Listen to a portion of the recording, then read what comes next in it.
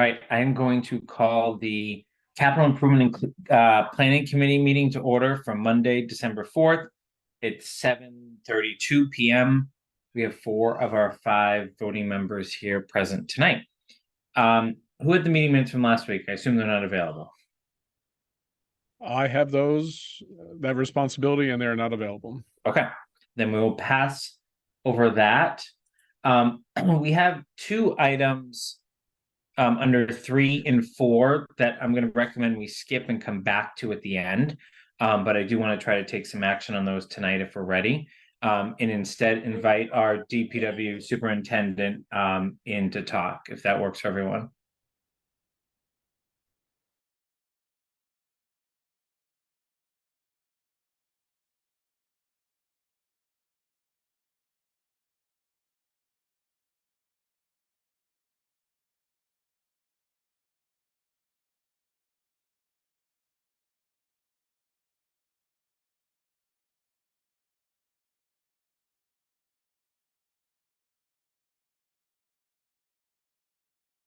All right, I have successfully gotten Bill in here. Bill, we can see an image, but not you or audio. And I just moved Brian over too, so. Hey, Bill. Still on mute, Bill. There we go. Can you hear me? We can. How are you? Great. Good. How are you? Good, thanks. Thanks for joining us. So I don't think you've had the opportunity to meet Tony, Joe, or Steve yet, but they are my other Capital colleagues, and then Jeff is not here tonight. So those are the voting members, and then Brian and Mark are our ex officio members that join us quite often as well. So, and I think you know those two. Sure. So I know we've had the opportunity to meet, but maybe because this is your first time here to Capital, I think it's important for Capital to understand your background. So if you can just maybe give us a 1-2 minute synopsis of what you were doing before you were with Southborough.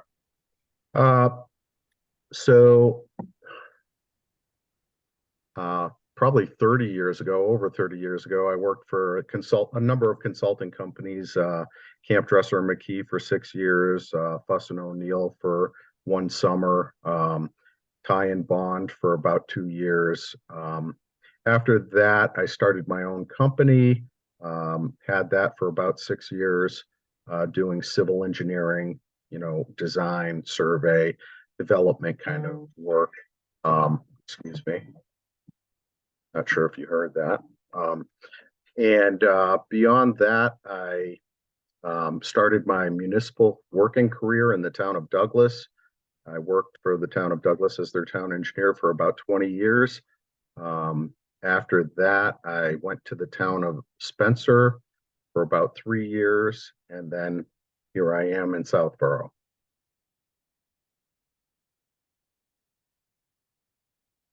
Great. Thanks for that introduction, and welcome. And I know you've got a lot in front of you, and appreciate you taking the time here with us this evening.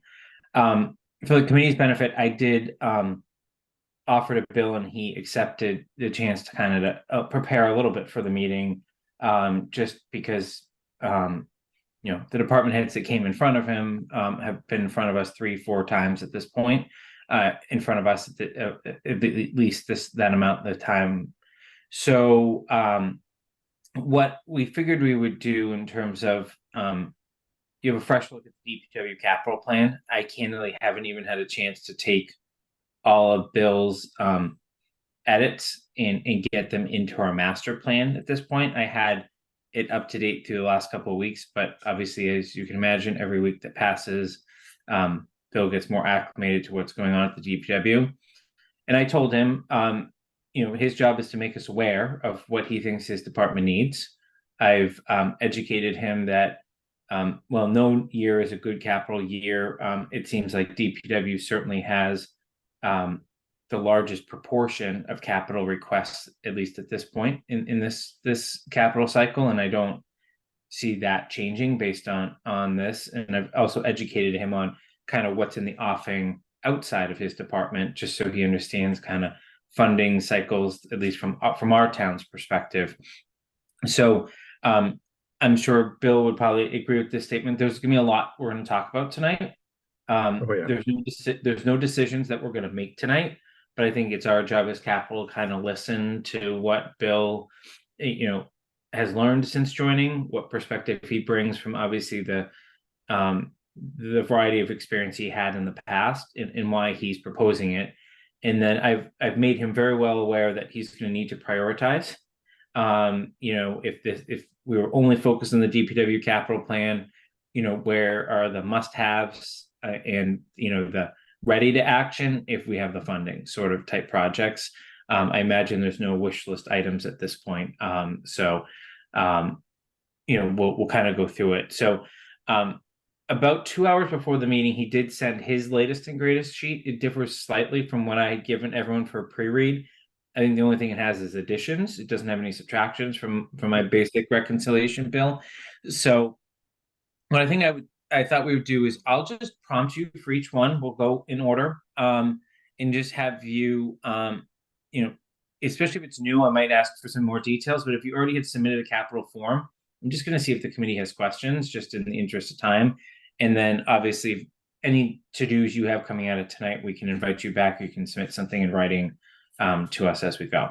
And then Bill, for your benefit, should capital not agree with one of your requests, we will invite you back before we go to the select board and advisory, which is going to be early January is where it seems to be trending.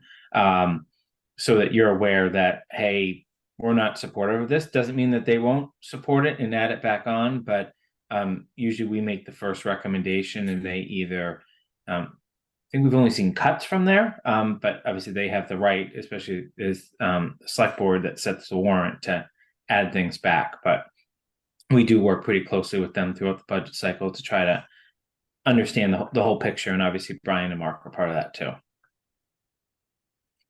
Okay, with that being said, there's a trash trailer here for 125,000.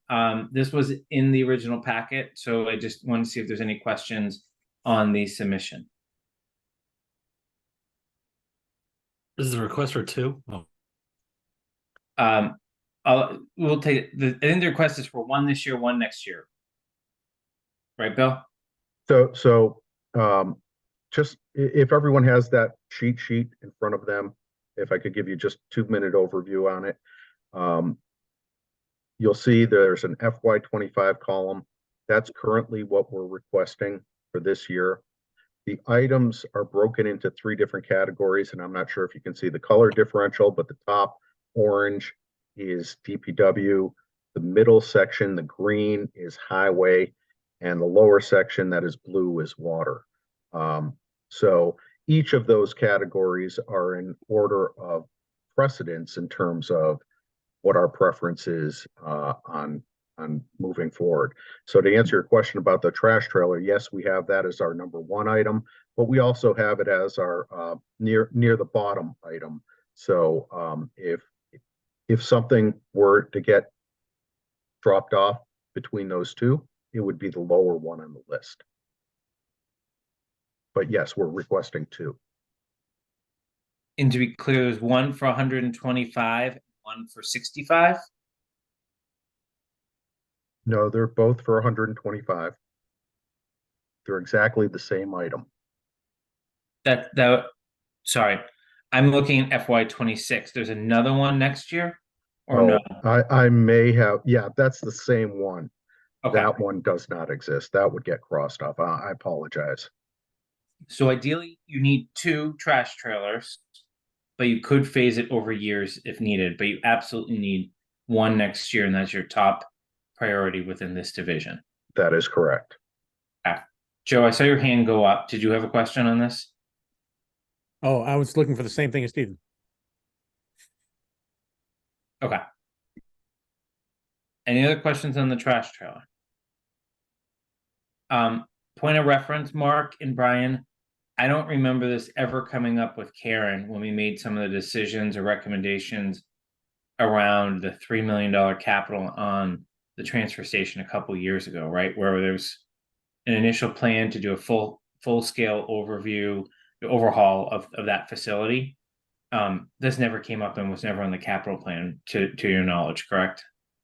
I don't believe so. I know there may have been some discussion from her about some things that may, that may come up at some point, but it was never on a plan, no. Okay. All right. Then let's move on to the sidewalk tractor skid steer. Can you just explain what this does and what you use it for, Bill? Just as a high So- level for everyone. Sure. It's a tractor that we use during the winter time primarily, but it also can have different attachments to it. It's narrow, and the idea is you could fit it with a snow blower attachment. We could do sidewalks with it, or you could put a leaf blower attachment on it. So there's a variety of attachments that you can put on the tractor, and it's a very versatile tool. So you're requesting 210,000 for that. Correct. And that tractor's at the end of its useful life, as you Yes. see it. Yes. And we've gotten 20 plus years of service from it. Correct. Any questions on this one? Joe? Isn't that, you just think it's at the end of its useful life? Is it still working but looking bad? It's working. It's not in great shape. My understanding is, and again, I'm not very intimately familiar with these equipment, but it's the attachments are all worn down on it. The unit itself is pretty much struggling to be maintained. How many miles do you know how many miles of sidewalk it's asked to maintain every year? I don't know the answer to that. Okay. I wouldn't expect you to. I don't know the number of miles of sidewalk that it would be taking either, so. Go ahead, Steve. So that for that that does the whole town sidewalks, the clearing Currently, yes. around the schools first, and then throughout the rest of the town. Correct. Usually it'll follow up after a plowing event, and then we'll go out, send that out to do the sidewalks. Thank you. Bill, I'm going to ask this question with any vehicle, so you can answer it now, or you can answer it ad hoc on each one, because we've heard it from at least both of your public safety chiefs that were here last time. With any sort of vehicle, we're seeing the pricing just be ridiculous in terms of every month that passes, it goes higher. And obviously, we take this to town meeting. It's a general fund item. We have to wait till July for you to be able to order it. The town's obviously is in a great position free cash wise this year. So what we're asking, not sure it's going to happen, but at least the way we think about free cash is if there is a way or a reason to order something at the end of March, which would be right after town meeting if it got approved, and have it allocated that way. We just want to be upfront about that. No decisions can be made. Brian and Mark are going to have to weigh in on that long term. But is there pricing pressure, like, i.e., how good is this 210 number if approved in March? Like, could we see an increase on it before then, or is this price locked in through a certain date from your knowledge or understanding? That the reason we get written proposals is to try and hold some of these vendors accountable on submitting a price quote. That being said, I've had experiences in the past where that price has been a moving target, particularly when you're in a situation where you have town meeting and then a number of months go by and you end up, 6 months later, you could have a different scenario. Usually the proposals come in with a time limit or a shelf life on it. And we try to get that extended to the extent possible. We talk to the vendors, we explain the situation. And we're familiar with all these vendors too. They know the dynamic. The unusual thing in Southborough is having, the March town meeting, which is earlier than a lot of other towns. Now, back to the question on whether or not we can order it soon. We did have an opinion by town council when I was at Spencer, where we could order in advance of the fiscal year starting after it's been approved by town meeting. So that's something we might want to talk to Jay Tollerman about. I see Mark nodding his head, so I'll assume he's taking that to do so we can Yeah, thinking this seems to be a continuing thread.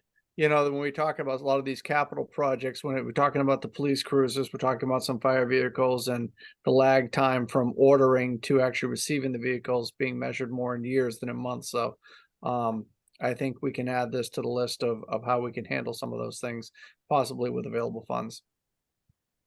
Okay. All right, any other questions on the sidewalk tractor? Joe?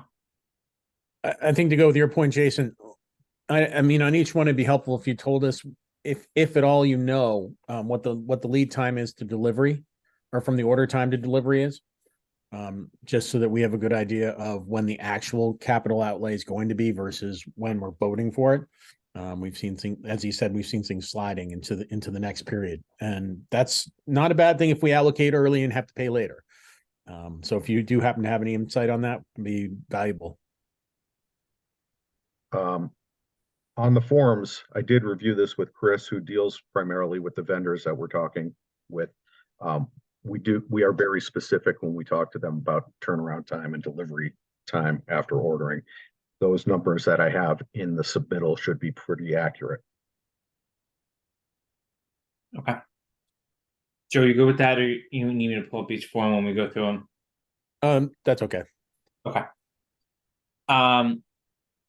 The mower attachment, does anyone have any questions on that? That's for $20,000. Go ahead, Joe. In your earlier submission, is that which vehicle is that for? We have a Volvo excavator. Is that Yes, that I currently already has believe- one mounted on it? I believe it is for the Volvo.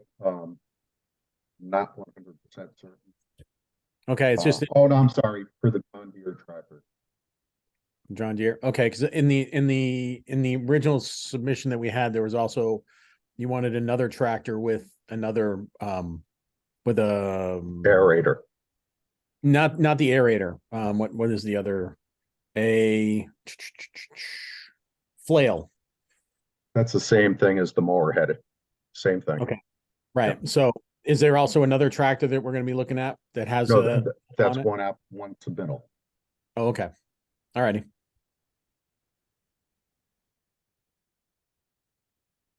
All right. Any questions on that? Go ahead, Mark. You're on mute. Sorry, we have an interested participant in the audience, Mr. Stivers, who just reminded me that based on the review that we had done with Beta when we were looking at sidewalks and streets, that they estimated that we've probably got about 15 to 20 miles of sidewalks. Whether we plow them all is the larger question, but to the earlier point that I can't remember if it was Joe that asked the question about how many miles of sidewalks we have. That's about how many we have. The question is, how many do we plow? Okay, thank you for that. Bill, in your earlier submittal on the mower attachment or flail, I think you had talked about recreation field permit fees as a potential funding source for some of these. Yes. We don't have such a thing, to my knowledge. It all goes to the general fund. Just so theoretically, it all gets swept back, right, Mark and Brian? Like, there's no, I know that there's a rec revolving fund, but that does not get the user fees from the fields. That's for their programs. Correct. Okay. Okay. Okay. Next one's asphalt hot box trailer for 35. Questions, comments on this one? Joe? Yeah. So this would be a replacement, correct? No, this is new. Brand new. Brand new. Because in your submittal, it talked about improving performance and cost, and I was interested in how it was going to do that. Currently, we would have to subcontract this work out for minor areas such as, trench repairs or water repairs. If we have a leak, we would have to hire a contractor and sub that out. Okay. And also in the original, it looked like there were possible additions to the 35,000. Was that incorrect? That is not correct. It's just Okay. 35,000. And do you know how much hot box work that we contract out for and how much that costs us a year? I don't have that number, but I do know since I've been here, we've had 2 projects where we've contracted out that work. One on Deerfoot Road extension. Deerfoot Road and Deerfoot Road extension. So we had fairly decent size areas that this would have helped us out on. Okay, and do you know how much it cost you in those 2 projects to do? I don't. Thanks. I assume that's something you'd like to understand, Joe, before voting on it. Okay. Go ahead, Steve. Now, are there areas where you have to use like a subcontractor to put the asphalt down, or is it kind of as long as you're following the DOT specs, you could do it? We currently don't have the ability to do it in-house, so we don't have a choice. We do have the preference is to have it compacted properly. Okay, have asphalt placed and then compacted properly. And the next item we'll talk about the roller and really those 2 kind of go hand in hand in tandem. If we don't get the roller, I don't see the value in having the hot box. So both of those kind of are married to one another. With regard to contracting out, yeah, anytime we do any kind of pavement work, particularly when it's a heavier traveled road, we do want to make sure the compaction is adequate on the trench patch. And then just one more. So now it's 60,000 for both. What do you think the life expectancy, or if you could break that down to, I don't know if you need to break it down, but maybe something for Joe is, how many projects would $60,000 if we contracted out to do $60,000 worth of work versus how much we're going to gain by spending this $60,000 and not having to do that subbing out work, I think might help. The cost benefit analysis. Correct.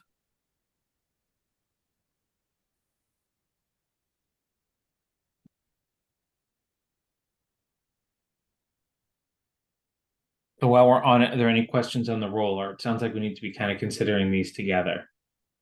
Should appropriate one and not the other.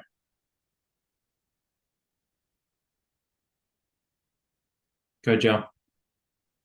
Well, given that we're looking at them in tandem, I'm sort of wondering how big a project we're looking to tackle with our own equipment in house versus what we'll be farming out. I mean, obviously doing, Cordeville Road, I'm gathering that we're going to be farming that out. That's enormous. And it would probably be completely unproductive to do ourselves. But I'd be interested in knowing, how big a project we can tackle and how much we're looking to tackle and how many projects or how big of the projects would compromise the capacity of the DPW to do its normal work that Sure. it does besides that.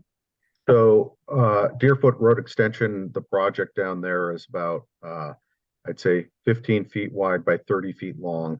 That would qualify as probably on the larger end of what we would do. Willow Street culvert, some of these culvert projects, we would probably tackle something like that. It's fairly localized work. Okay. We wouldn't pave roads with it. We would do repairs with it. So that's a distinction.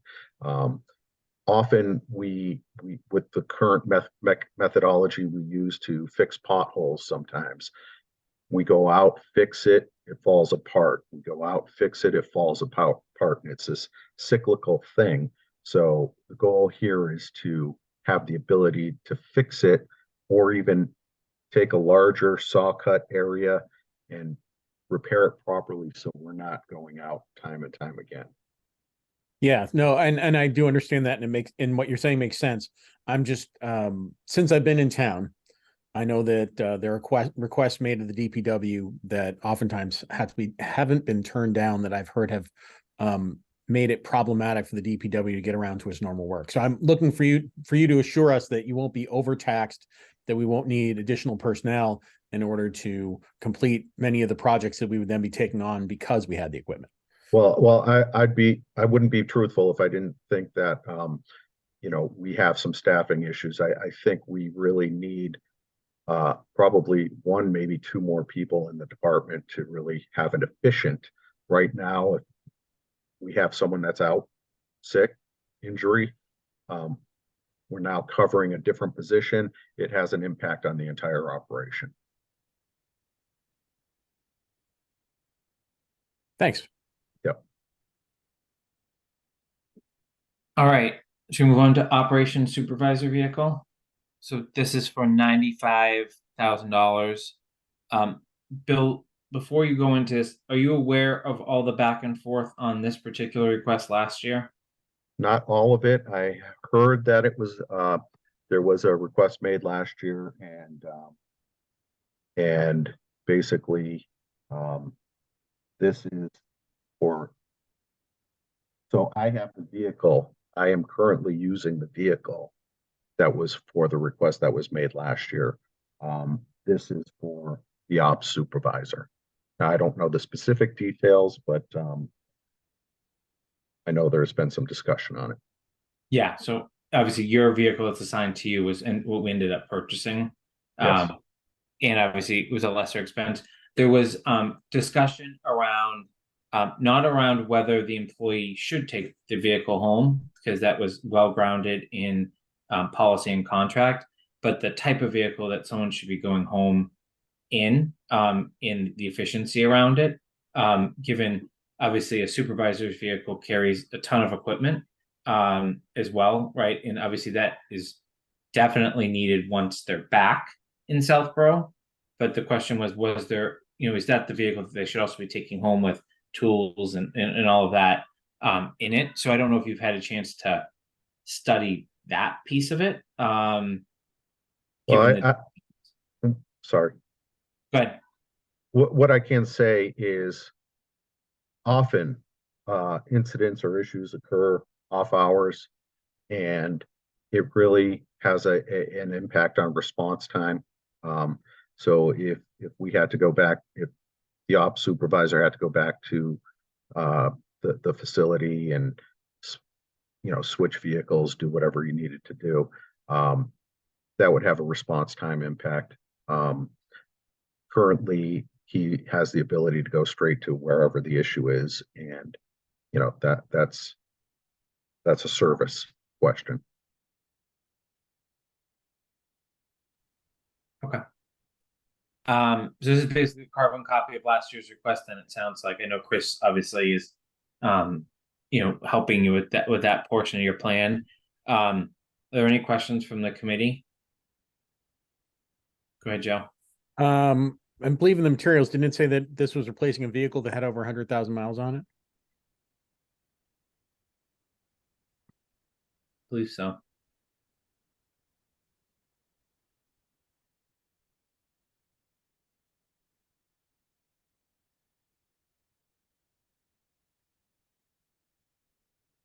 So this, in other words, this vehicle is due for some sort of replacement, or that's what we're saying, and that we need a vehicle of this type and of this style at some point, regardless of how we feel about the policy of them taking it home.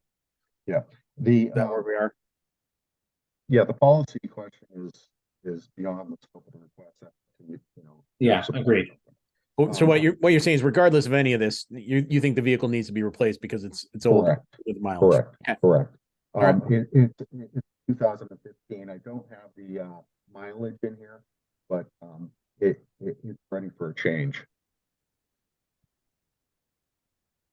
And I assume you're one of the things we heard last time with I'm sorry. Good, Bill. 116,000. Sorry, I apologize. So one of the things we heard last time with Chief Newell was coordination with John Parent on our green communities designation. And Right. I believe we did some work last year on this vehicle to confirm, as long as it has a plow on it, which I assume is part of this package, it is exempt from kind of the list of vehicles that qualify. I assume your intent is to still have a plow on this? Correct. Any other questions on this vehicle? All right. Let's talk about the aerator, which that has come before us before as well. And I think we took no action on at the time Karen brought it forward.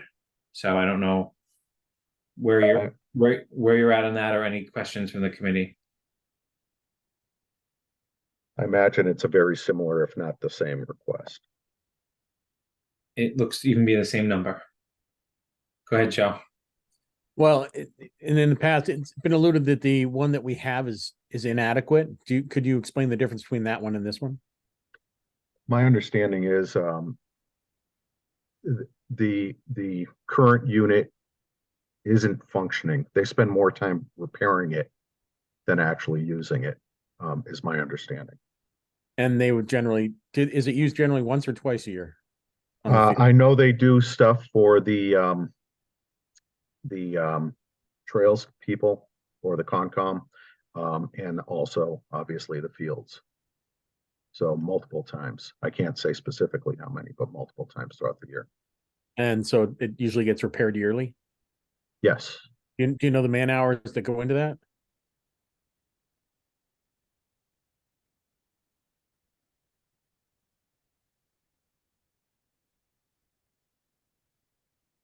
I have an estimated value of $500 per year. So the existing one, 2001, that's not adequate to do the work that's scoped. I'm sorry, I only caught half of that. I'm sorry. That's all right. The existing unit is a 2001 mechanical. Bill, every time you shift to the left, we lose you. To your Oh. left. Okay. So it's a That's much, yeah, there you go. Stay there. Don't move. it's a 2001 mechanical tow behind aerator, and it's not adequate to do the work that's currently scoped, is the way it's been presented to me, Joe. And this is generally, so the fields usually fall somewhat under recreation's purview. Does recreation request the aeration of the fields? I believe they have an understanding between rec and ops that, yeah, they need stuff. They give us a call. We go out and do it. Same with Concom and our open space. Okay, because really I should know that more than you since you just got here, but I thought I'd ask just to Yeah. make sure that's the way it goes, because usually the field plans come out of rec. So, and certainly the big field plan a couple of years ago did. Yep. And I'm gathering you probably, I should probably ask rec most of the rest of the questions that are in my head. Thank you. Other questions on the aerator? I think, Bill, you can punt us to recreation too, but I know there is a grounds contract where some fields are not mowed by the town, correct? Or a lot aren't, or a lot of areas are not mowed by the DPW themselves, whereas aeration is not mowing. But like, So the town DPW has a contract with J&J currently, and they do a number of various activities under the DPW contract. Some of those activities include the field maintenance, the golf course things, with the signage out in the front, some cemetery work. So they kind of got a little bit all over the place. Some of it is school work. You know, I would like to probably head towards a direction where each department is responsible for their scope, or at least they can piggyback on the contract, but they would be the point person and be the funding entity for their portion of the contract. So it's difficult, as I'm sure you know, to budget for these other departments, and you get scope creep is what ends up happening. People just kind of feel that, hey, let's have DPW do this or that. And, you know, since I've been here, I've had a few requests that are similar to what we scoped out, but beyond what we scoped out. So it makes it a challenge. That's helpful. Thanks. Go ahead, Joe. Yep. I was about to say, adding to what I think what you just alluded there, Bill, if you feel that there's some things DPW would be best off not doing and us farming out, that's also something that this committee would really like to know. There have been discussions in past years about leasing out and having other contractors do certain types of work. So if you feel that something is an expense that we probably shouldn't cover and we should be, farming out this work, that'd be something that we'd like to investigate if you think that's the way we should go. Yeah. I think it's a little premature for me to make that recommendation. I'm still getting my sea legs. So once I get to the point where, I'm comfortable making a recommendation, I certainly would talk to the particular departments that would be affected, and then I'd bring it up. Sounds good. We already talked about the second trash trailer, so I'm assuming no one has further questions on that. I'm now going to undo my own assumption. Brian and Mark, when the select board reviews transfer fee, and I know they made a sizable change this year, I assume this was not like any capital was not part of their math on what it costs to run the facility. And I realize that's before Bill was here to make that recommendation. So I don't think you made the recommendation, right, Bill, on fees. So I just want to make sure, when we go to the select board with our capital plan, that they're aware of some capital it's either coming up this year or next year to inform kind of their decisions moving forward. Correct. Okay. Bill, not a tonight thing, but I will on the trash trailer point. If there's other items related to the transfer station beyond these trailers, I think it's important to kind of know that sooner rather than later. Like big items. I realize there's going to be miscellaneous items for various reasons, but I didn't think I forwarded you the analysis done by a resident, John Butler, a few years ago that informed our decision not to basically tear down the transfer station and start over and just kind of give it a couple more years and see where we end up based on our contracts. So again, not a discussion for tonight, but I do expect capital to have some questions in that moving forward.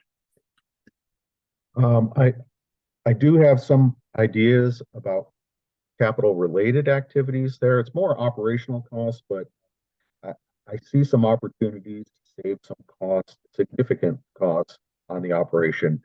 So I'm optimistic we can do that. I just got to get to the point where I can delve into it. Makes sense. Okay. The next is a cab and chassis. This looks like a refurb, not a new truck. Is that correct for 114,000? 114,000. Where are you at? 113,000. Cab and chassis. That number is not correct. I apologize. That you're looking at the summary sheet. You Yes. look at the sheet that I filled out and submitted online. The actual total is 269,208, and that is what the request is for. That must be an old number that I just omitted. Okay. Missed. So basically, it includes the cab and chassis, obviously, but also some components. Let's see.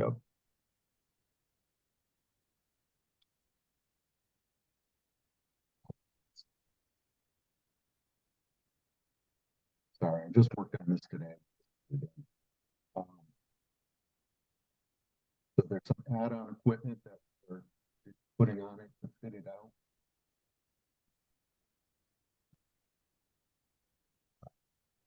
You're leaning left again. Bill, yeah, you got to come back, Bill. We move this over here. Yeah. Okay, yeah, so a wing plow with it and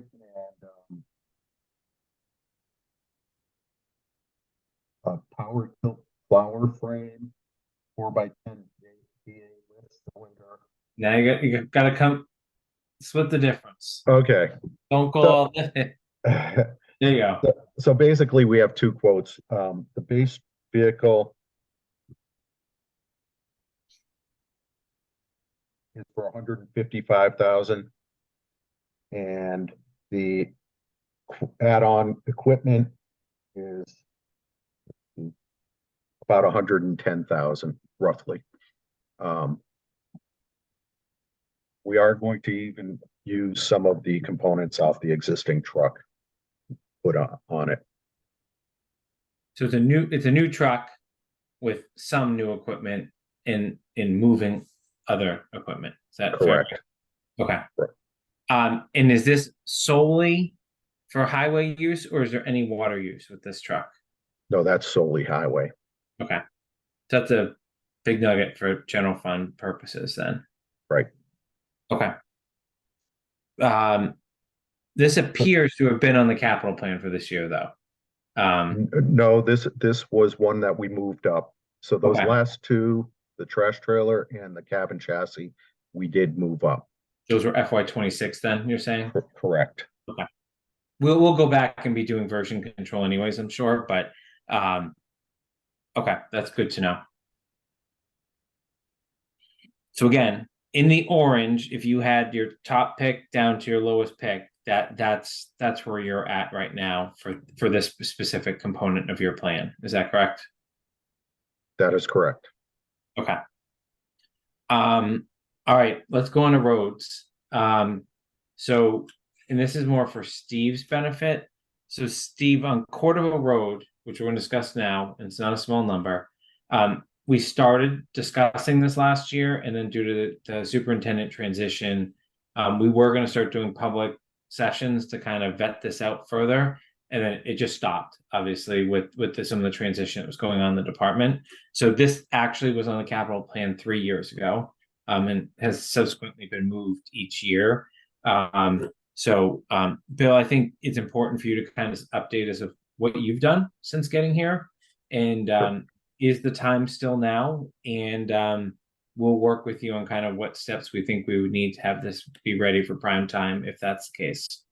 Sure.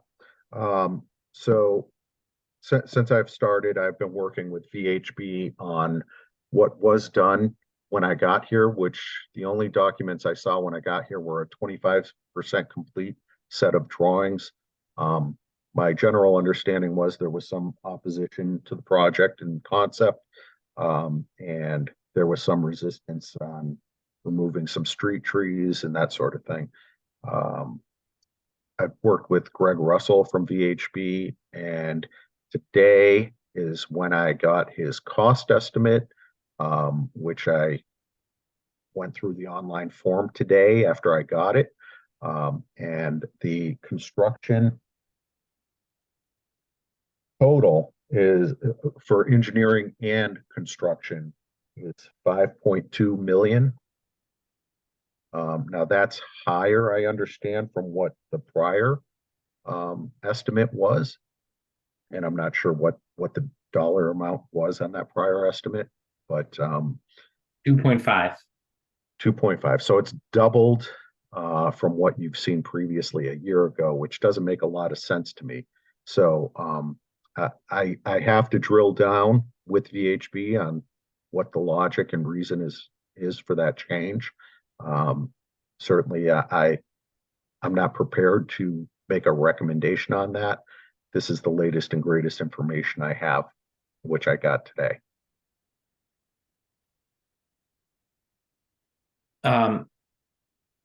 So no, I don't think it's fair to ask Bill any cost questions, but I think it's important that you threw the number out there just so people realize there is a big capital project potentially for this year, outside of the individual requests we've talked about. I think one of the things that we need to do, and Bill has already agreed that once he has time to digest this, talk to VHB, is we need to have a public forum, and it's gonna have to be probably early January at this point. And I think that will really chart whether this project can or can't go to town meeting. We can certainly keep a placeholder as long as we need to until the warrant gets finalized. But we had committed, and it was pretty well received, to running some public feedback sessions. And I hope that now the plan potentially is further along, that potentially even some of the concern by residents may be mitigated since kind of the last discussion. So I think, Bill, if you continue to be open to it, we'll kind of help you coordinate that so it can be in a public forum and discuss logistics. But again, it'd have to be early January. Otherwise, I don't think this thing can go to town meeting this year. Okay. Go ahead, Steve, you have a question or comment? Yeah, so is that part of is some of that part of the sidewalk improvements, or I do see that's kind of lower on the the sidewalks from ARPA funds, but what's the, just because I'm not aware of when that original scope came up, is that's from 85 to Route 9? Is Oh, that the geographic limits, it's basically from Route 9 going south all the way to Southville Road. and that's all road sidewalks? Correct.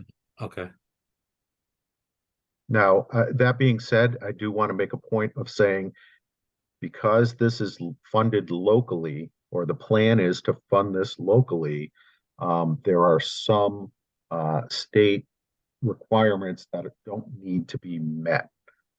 So, for example, share rows, which are the bicycle lanes in the road. So some of those features that would be required if it was funded by the state don't have to be included. And then, because we've discussed the sidewalks previously, is that around the area where the tie into the Hawkinton would be? Yeah, What is it, the Hawkinton water tie-in? Is that? yes, there is a small section on Corderville that is conflicting with that, correct? So theoretically, that cost would be covered by Hopkinton based on the agreement, right? Well, I think a portion would be reasonable. I don't know if all of it would be. I don't think we'd have them build sidewalks, for example. Yeah, I don't know what the exact agreement says, Mark, but I think it was pavement from, end to end, right? Wherever they had to dig up. Yeah, I believe anything they disturb is gonna be, replaced, and I think they were looking at curb to curb. We had a preliminary design discussion, just since we're diverting in that direction. And currently the proposal is on some of the roads to only do half of the road in sections that they're digging up water line. So if that's a specific charge, Mark and I can have that conversation. We could go from there. Would it make sense to kind of section off that area where those two kind of might intersect? Because as you mentioned, it did, the price did double, and knowing construction, it's the price isn't going to go down; it'll only go up. So if there's a way to kind of put a line of demarcation of, here's where the Hawkinton project's going to go, and here's where the rest of the project is, make that line of demarcation and say, well, this, at a different time, maybe FY26, when this work is done, the rest of that work could be done. There might be some cost savings, and there also might not be. That's just kind of, I'm just throwing that out there. 5.2 is a lot to do for a couple miles of road. But Correct. I do expect that this project won't be done in one calendar year. I think it would be done over 2 construction seasons. So bear that in mind. mm-hmm. But it does make complete sense to terminate the project if they have a conflict with the Hopkinton work. That section. Yeah, I'm just thinking if you're going to do it you might as well not do it twice. So Right. Obviously a lot more discussion to come on that one, but are there any other questions tonight? All right, Framingham Road, Route 85 tip project. So Bill, I think you need to just explain what a tip project is, who funds a tip project, and based on that, what the request is in front of us and what the right timing is for this. TIP project is a transportation improvement project that is funded by state and federal entities that would contribute a large portion of the construction and design cost themselves. In this particular case, it's my understanding that if this project were to proceed, Framingham Road, we, the town of Southborough, would be responsible for 20% of the designer's fee. 80% would be covered by the state, and then the full construction cost would be covered by the state.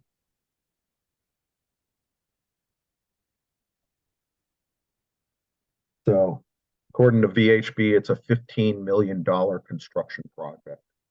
The number that we have here in the request, the 210,000, is at 20%.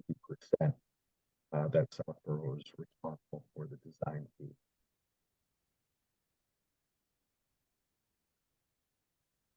Go ahead, Joe.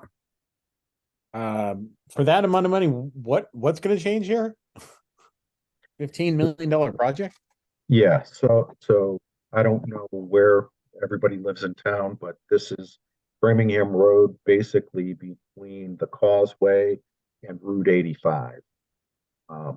So basically, it's going to improve that traffic situation through that stretch of road.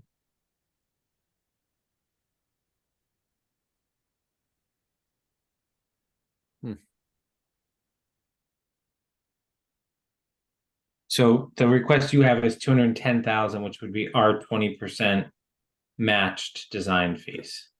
Correct. And when do we need to have this appropriated by to stay in line with the state?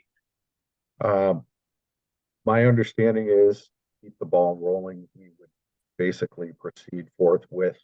Now, I do want to make it clear, we still have to proceed with the application process and get on the tip.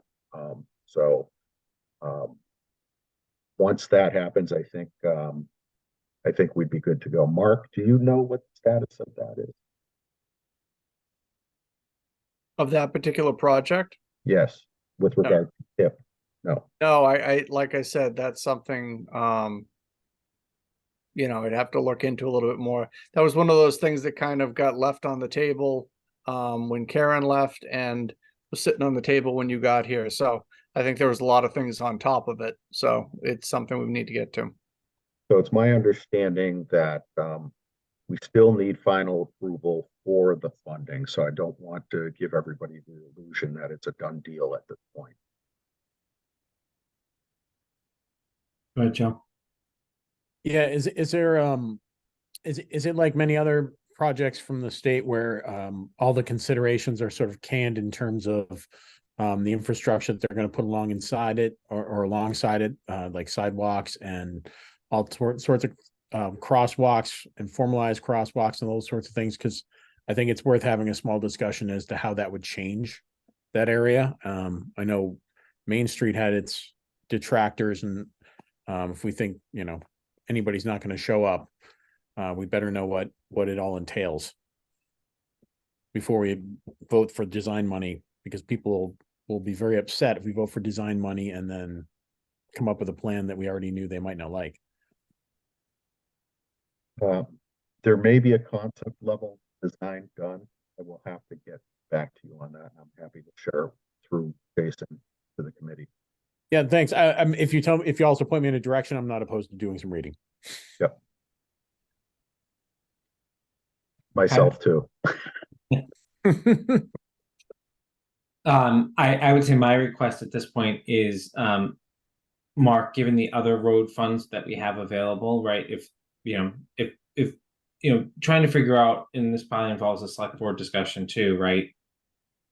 Where to bring this, like, what's the right avenue to bring this forward? Is it a warrant article or is it something different? I just think I don't have an answer, but I think it's just something we should all consider and talk about as part of the capital discussion for this year. Yeah, and I think the timing of it too, Jason. Yes. You know, we've got some big things this year. We've got some big things coming in a couple of years if Neary School comes to fruition. So yeah, I think its timing is important as well. Great. Okay. Next up is sidewalks, which is thankfully something that's not going to town meeting. In terms of the funding's already there, it's ready to go. As everyone knows, we've been tasked by the select board to bring back a comprehensive sidewalk plan. Beta is doing some work on that. It's significantly delayed, so that the latest request is coming with a plan to at least use the 704, so that can get bid and dealt with. So where we're at on this is Bill is working with VHB to bring us some options. We don't have those options tonight, but it would be a posted agenda with some sort of public notification when ready, so that we can debate and discuss the best use of that. Bill, you can provide whatever calculations you have off the top of your head of how much 704 gets us in terms of linear miles, but my understanding is it's not a ton. It's not a ton, but what I would suggest that, and Jason and I spoke about this earlier today, it might be a good opportunity to share it with a Safe Routes to School project, and which has a cap of about 400,000. So if we join the two funding sources, we'd have a pretty good sized project for sidewalks. And if that's the case, we'd probably be looking at a location near a school that warranted sidewalks.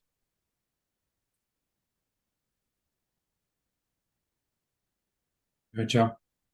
Well, we're on topic of sidewalks. If I could just revisit something from a little earlier, the hot box and the double drum roller, is that something that can be used on sidewalks? We have a lot of asphalt sidewalks in town. Is that something we could use to repair some of those? Yes. Okay.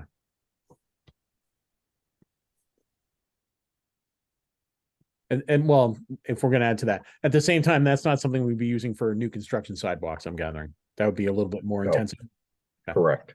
Thank you. All right. Shall we go on to Willow Street?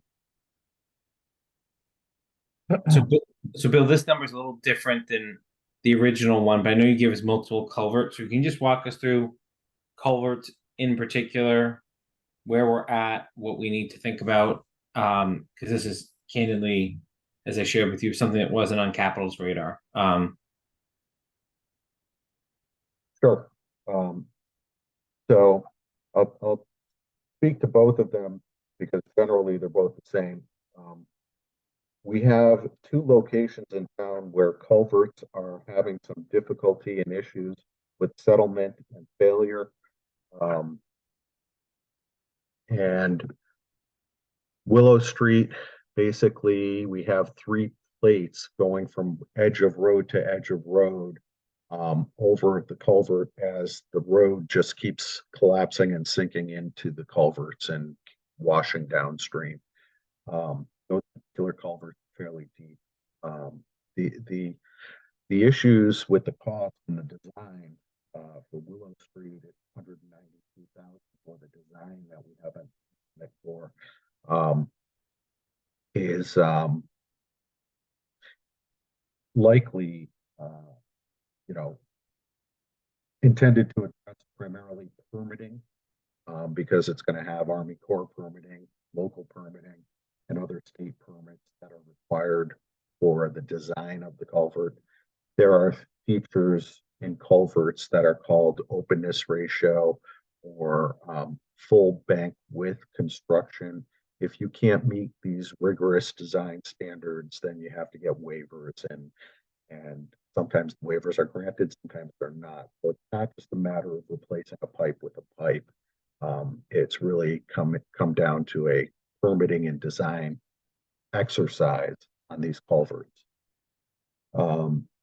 with regard to Willow Street, that's been actually happening fairly rapidly, and we keep having to open up the plates that we placed across the failing culvert, and the earth just keeps sinking in, and we have to fill it again. I did ask permission from the Conservation Commission most recently to hire a contractor to dig down so we can actually expose the pipe and maybe stop the bleeding at this point and basically bridge the gap somehow. So we're in the process of getting that rolling and hopefully have that done over the next month. With regard to Northborough Road, this is not the same culvert that you've seen previously. This is north of the railroad tracks as you're heading into Northborough, just past Jacob Lane? So you'll notice after you go over the railroad tracks, maybe 300 feet, there's some barrels with a plate across it. This particular one is off the edge of the road, but this one's very deep. We suspect it's a junction between two streams where this failure is occurring. So it's probably a junction issue between the two pipes. So that one had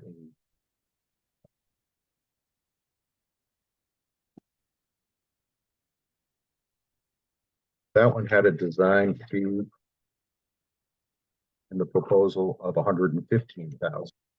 Same issues with that. So the permitting issue, and I've applied for one grant so far. We didn't get it. I have a second application for a different grant currently in, and we're waiting to hear back on that. There's a third one that's going to be due the end of this month, so I'm going to also pursue that one, and we'll see how that goes. We'll take it step by step. In the event we don't get those grants, there is the potential to get some funding through what's called the Municipal Vulnerability and Preparedness Program.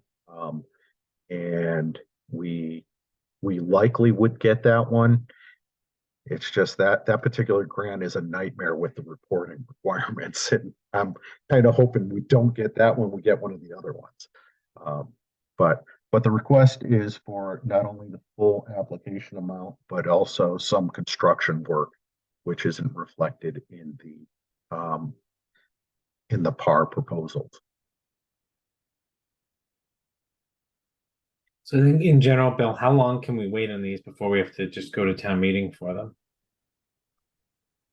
Yeah, it's tough to answer. They could go anytime. I like to think we could respond and kind of keep putting a Band-Aid on a bad thing until we get some source of funding. I just want to get the thing rolling. Often, if we have a little capital outlay on our end, that can be used to supplement a grant application, which would make the grant application more attractive too. Yeah. I mean, our town was had a tough time appropriating less than 100K to fix the first Northborough Road situation. These numbers obviously dwarf that quite significantly. I realize there's multiple projects involved, but I know, and I also know I'm stating the obvious. I'm shocked as well as you as to these fees, but I mean, I'm happy to talk to some other consultants to see if that's an option. Maybe we could find a lower price. I think it's certainly worth a discussion. Just my opinion. Other questions on the culverts at this point? Joe? There was also something in the packet about John Street. About Yes. a pipe that was corroding for $62,000. Yes. So that is my estimate. Literally my first week here, I think we got a call sinkhole in John Street. And I want to take an opportunity to say we're going to have more and more of these kinds of issues with our pipes in the roads. From what I've seen so far, many of them are corrugated metal pipes. And what happens is the bottoms on these pipes corrode And basically, you end up with like a horseshoe shape for the pipe cross section with no bottom. John Street probably cropped up first because it's such a steep road, and there's constantly flow going through that pipe. The entire pipe system in John Street probably needs to be replaced. So, however, the application that I've submitted for the capital improvement is just between the two manholes that pertain to the pipe failure specifically. So I didn't have a chance or an opportunity to explore upstream or downstream. Just all I know is the pipe between these two particular manholes has failed. I'd like to take a moment to take a step back and just touch on something that you may be familiar with. As you know, we have a pavement management plan that we've paid for, and we have in hand probably 90% complete, not 100. And that Beta did that work. The couple of things that I would like to try to kind of retool and redirect the effort.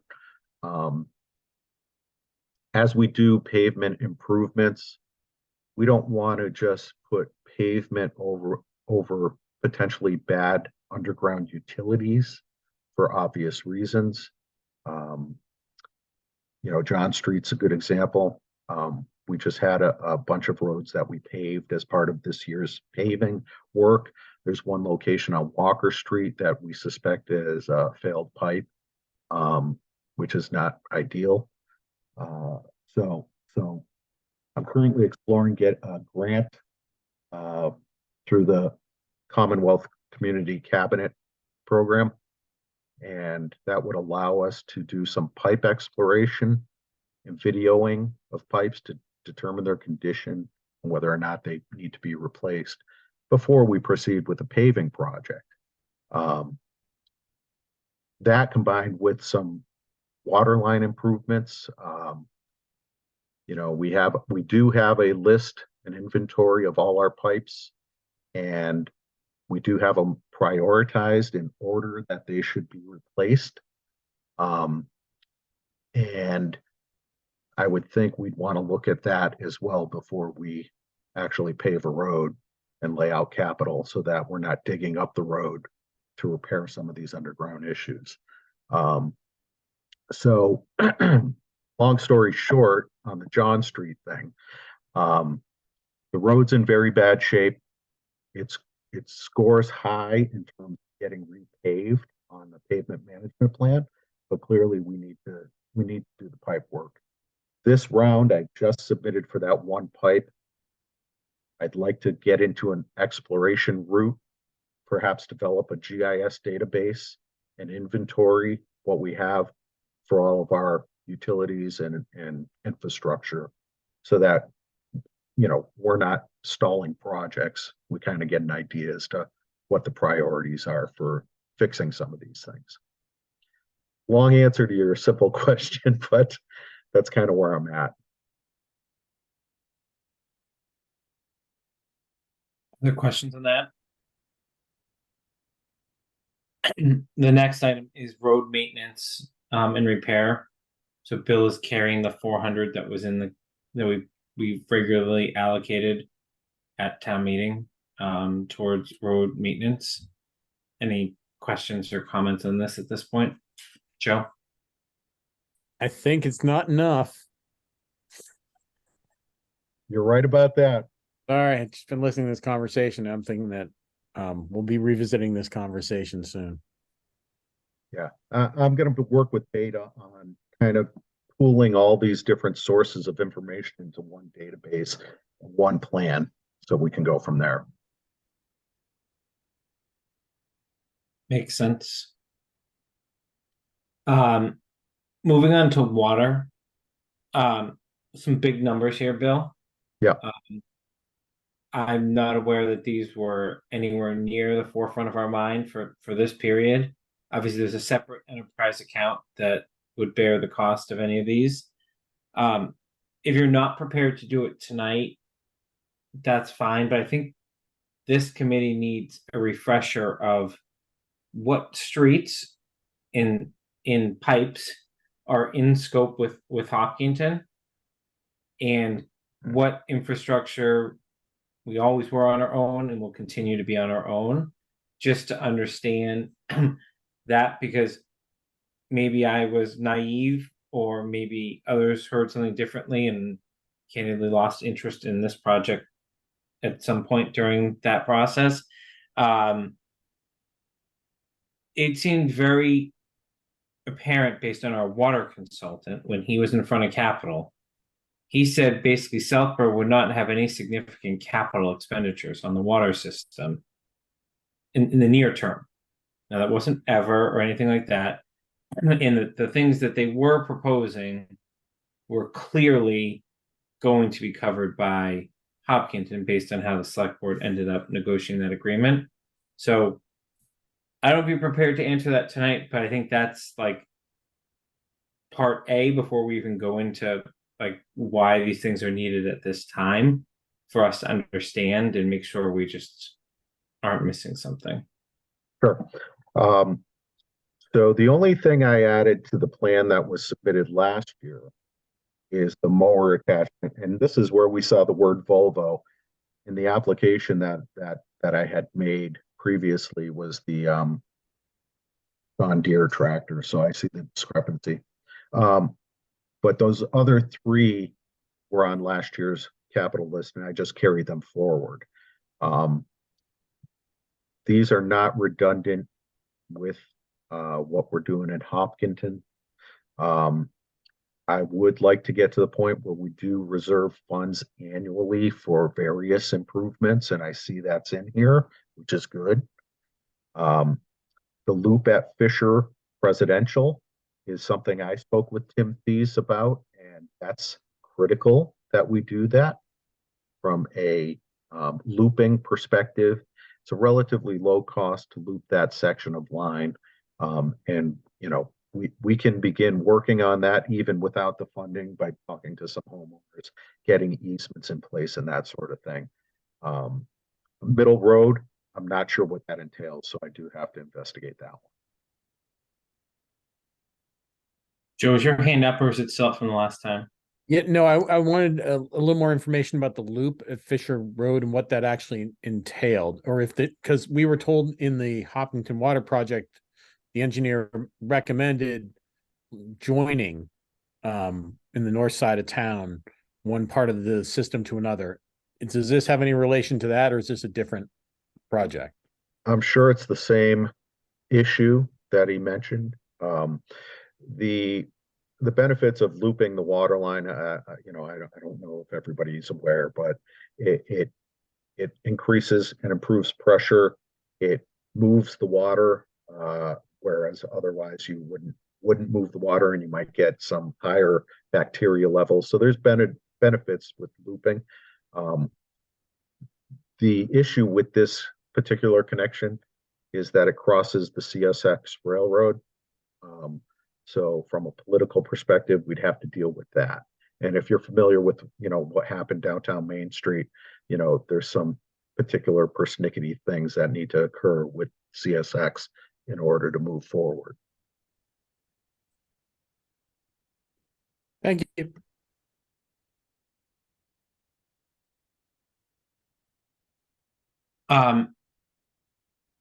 So it sounds like, Bill, you're probably gonna need to get us some more information. Are you prioritizing Fisher and Presidential first?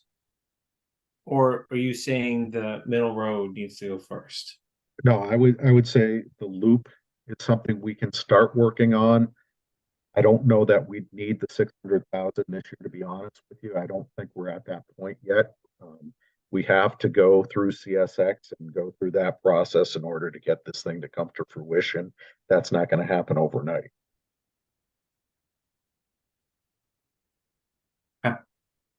Middle Road, I need to explore and see what that 2 million entails. Yeah, I think there'll be a lot of questions on that.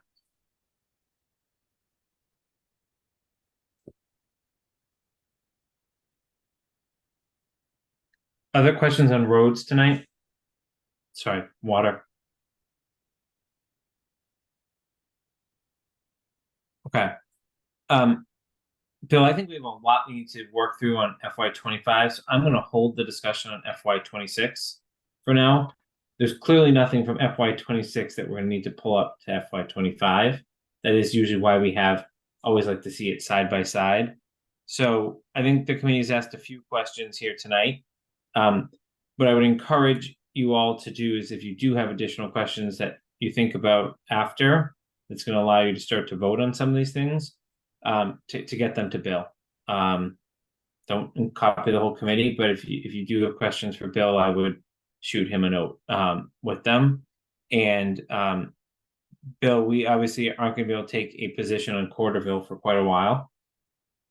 And there's probably a few others that we may need to hold or consider strategy on, which is probably a broader discussion, Mark, Brian, that we need to have once we get some budgetary guidance of how much capital the budget can absorb this year. Realizing that most of these things are going to need to be done at some point. They're not just going to magically disappear. But obviously, is the time right? Is I think going to be one of the questions. Is there any parting words or questions for Bill? Bill, thank you. I know this was a lot to pull together. I think we all appreciate a fresh perspective and know that we all have our work cut out, in front of us, but appreciate you kind of advocating your department's needs and what you think the town would benefit from. And we'll obviously be in touch to work through some of this. Thank you. I want to thank everybody for your time tonight. I appreciate it. All right. Have a good night. Thanks again. Good Thanks, night. Bill. All right. I'm gonna go back on the agenda. Agenda item 3, consideration of a town meeting article request to reduce CIPC membership to 5 from 7. So for everyone's benefit, when we were formed as an ad hoc committee, we were 7. It was fairly easy to fill those seats at the time. There was a lot of crossover with advisory at the time, which is now kind of doesn't happen and can't happen based on the way that the bylaws are worded. So we've been at 5 members for a while. We were very fortunate to find Steve, and I'm not naive to the fact that one or more of us may want to move on at some point from Capital, whether our term expires or in the middle of the term, because life does get in the way. So advisory recently went from 9 to 7 within the last 1 to 2 years at town meeting. This would require a town meeting vote because we are standing committee. The discussion of 5 actually came up when we were being formed as a permanent committee, but at the time, I don't think anyone was willing to take that leap at that point in time. But I think we've now demonstrated with over, we'll call it a year of advertisement, certain type of individual likes being on this committee. It's obviously not a small amount of time that people have to dedicate to it, and we're dangerously close to making quorum every meeting, right? We can't be missing more than one person. So I'm certainly in favor of trying to get it down to 5. And I think the only downside would be obviously you're going to lose the perspective of 2 people, but we don't have those 2 people and they're not coming forward. And I also know that oftentimes when new, fresh people come forward to a committee, those that have been in the seats in a while are usually very willing to hand the baton over at times too, and that's always an option. So I would like to bring something forward, but I think we obviously need to vote formally on it, and it'll ultimately be up to the select board of whether they put it on the warrant or not. So thoughts, considerations? Joe, then Steve. I'll say 2 things. I'm totally against it and totally for it. I would love the extra 2 voices, but your point is very well made, Jason, that it's not easy to get those places filled. And unfortunately, I think that I have to agree with you at this point that, we haven't been able to get these seats filled. Let's just close it out and move on. So does it, if going from 7 to 5, does it just make it, you need to have 3 for the quorum? Yeah. That's all it is doing. Yep. I completely agree with what you said too, Joe. Like, don't want to do it, but it's almost a necessity to continue our work. We should just do it. Well, all we can do is take a motion on it, and then we can show up at town meeting and advocate for it. So I'm going to move that the CIPC request a article at the select board to change the number of voting members from 7 to 5. Is there a second? Second. Any further discussion? All right, roll call vote. Joe, Aye. Steve, Aye. Tony, Aye. and I am I as well. Okay. Next item is, Joe, it's my understanding you resigned from the pilot committee. I did. I felt that I was not going to be able to give it the time it deserved. So how much time does it need? Well, it was more about my participation level. I think I'd like to portray that, if I'm going to do something, that I'm going to do it, and I'm going to put in the time and be, a worthwhile team member. And I just didn't feel that I was going to be that. So I knew that I was going to be divided. I had other things that I was going to be devoting time for, and didn't feel it was fair to the committee. Yeah. So with that being said, we have Capital actually has a seat on that committee. It was actually formed at town meeting. It was not formed by the select board. So I can't go to the select board and say we don't have someone to fill the seat, or we relinquish our seat. We have done that before on other things. So I realize we're missing another member here tonight as well. But we need to fill this seat, given Joe's resignation, to allow them to continue their work. So I don't know, Steve or Tony, if you have any interest in serving on that committee.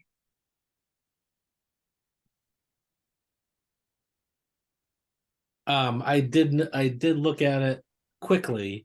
I'm not sure exactly what is involved in it. I could do some research and, possibly give you an answer at next week's meeting. Or, Joe, kind of, if you have some, what actually goes on. I think from my perspective, right now they're doing a lot of investigation into what other towns have done with other nonprofit entities. I think certainly when they get a little bit farther along in the process, I think having a capital member may make some sense in terms of thinking of ways in which they can recommend that we approach and deal with compensation from nonprofits. But like I said, right now they're doing a lot of research, and to their credit, a lot of the other players in that committee are doing the research. I just knew that I wasn't going to be. I didn't have the time to do that much research, and I didn't know when they were going to sort of move to the next step of the process, where I thought it probably would be more helpful to have a capital member. So I guess to answer your question, I don't think that you necessarily have to be that active a research or participant at this particular stage. The time commitment will become greater as it moves along. Thank you. So Jason, let me read about this a little bit. I'll give it some thought, but let me learn a little bit more about this. All right. So you'll have access to the charge, and I'm more than happy to put either one of you in contact with the chair, who's Patty, right? Patty Burns, BRE. So I always find it helpful to talk to a chair too, just to see what their vision is for the committee. So if that would be helpful to either you, let me know, and I'll let Jeff know as well that we're looking for someone. I'm absolutely not doing it, given the other committees that I've been assigned to already. So I can, you go with me committing that we'll have a name by next Monday? They'll twist someone's arm enough.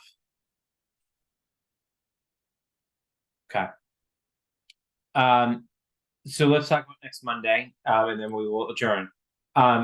Schools is actually going to come on 12/18, not next week. I did get their capital plans. I will circulate them so you have them well in advance. Superintendent is available at 8 p.m. on that night, though. So that'll be the sole purpose of our agenda. I think we need to meet next week, though, still. Again, an hour, nothing more than that, to kind of figure out where we're at. Obviously, tonight was a lot. And I think we need to prioritize. And I think, Brian and Mark, I know you have a meeting with Select Board and Advisory tomorrow. I think we're going to need you to weigh in on, like, what can the budget, there's clearly needs here, but what can the budget actually absorb, and how can we kind of phase some of these things in as appropriate, given the requests here that aren't going to get any lighter in the coming years. So I think if we can spend an hour kind of figuring out where people are at, and what the picture looks like, I think that would be time well spent. I don't think the school requests for this year are going to be overwhelming, but there are requests outside of the NERI project continuing, and it will relate to HVAC in some of the issues that are going on at Finn currently. So is everyone okay with that plan? All right. So likely we no prep work other than I'll try to summarize where I think we're at in terms of the requests and what that dollar amount is. All right. So any other business anyone wants to conduct tonight? All right. So once again, Tony, 8:59. I'll make a motion to adjourn. Second. All right. Roll call vote. Joe? Aye. Steve? Aye. Tony? Aye. And I'm I as well. Thanks everyone, and we'll see Thanks, each other all. next week.